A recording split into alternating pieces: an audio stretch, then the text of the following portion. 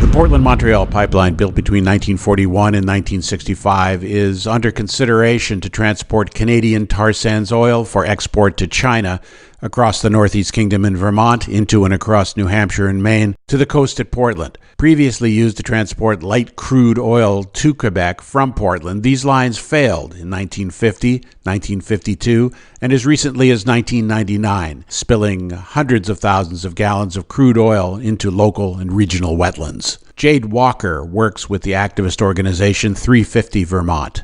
This is Entry Point. I'm Richard Alcott. All right, so listen, this Canadian company is trying to repurpose an old pipeline. Is this pipeline being used now for anything, or has it just been sitting there in the swamp for 60 years? There's actually 3 pipelines that go through Vermont. So one of them is a 12-inch pipe that all of them are over 50 years old, and one of them is a 12-inch pipe that's been decommissioned. One of them is an 18-inch pipe that's sort of on, like, the technical term, I think, is that they have liquid nitrogen or gas nitrogen in it, but it's basically being mothballed in order to be preserved for use in the future. And then there's a 24-inch pipe that sometimes carries light crude from South Portland, Maine to Montreal, but it's been relatively inactive lately, but it has transported light crude in the last couple of years. So is the plan to use all 3 of these pipelines? Most likely what we're looking at is that they would look to using the 24-inch pipe and then possibly also the 18-inch pipe is what it seems like. If they use both pipes, it would be about 600,000 barrels that would come through a day, which is a lot. That's the latest number that I read. They might only use one of them, but either way, both of them would have to be reversed. The flow would have to be reversed, and so that always adds wear on the pipe.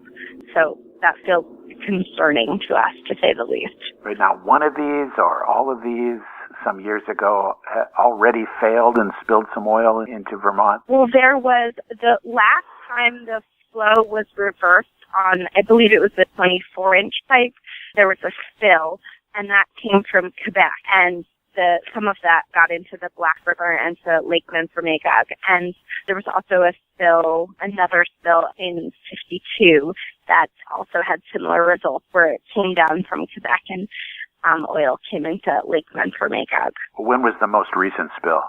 I believe it was in 1989 after a flow reversal. All right, but since then it's been clean? Mm-hmm. Since then there haven't been a spill. But again, that's also because most of them are decommissioned, not very active, and if they are active, they're shipping light crude, which is a very different consistency than tar sands oil. Right. So in any case, we're dealing with a technology that's at least half a century old. Yes. Yeah. Most of those pipes are 50 to 60 years old.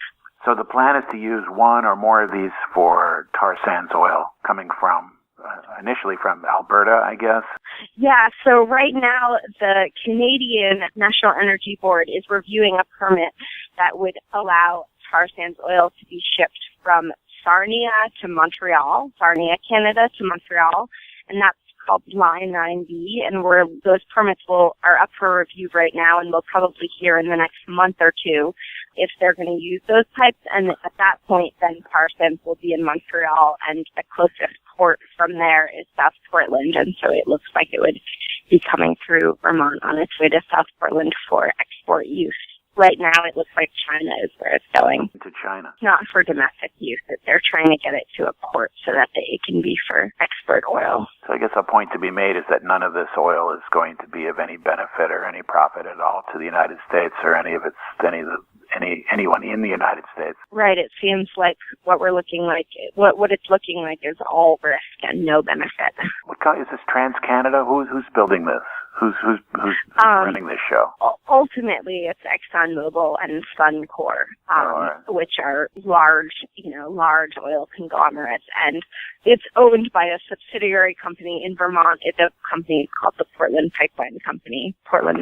Montreal Pipeline Company. So I think it is misleading because it makes you think it's a local company or it's something that we could maybe even meet the owners of, which is not accurate, and it is owned by ExxonMobil down the line. So it's big money. It's billions of dollars invested in that. Jade Walker is a spokeswoman for 350 Vermont, a coalition working to keep tar sands out of Vermont.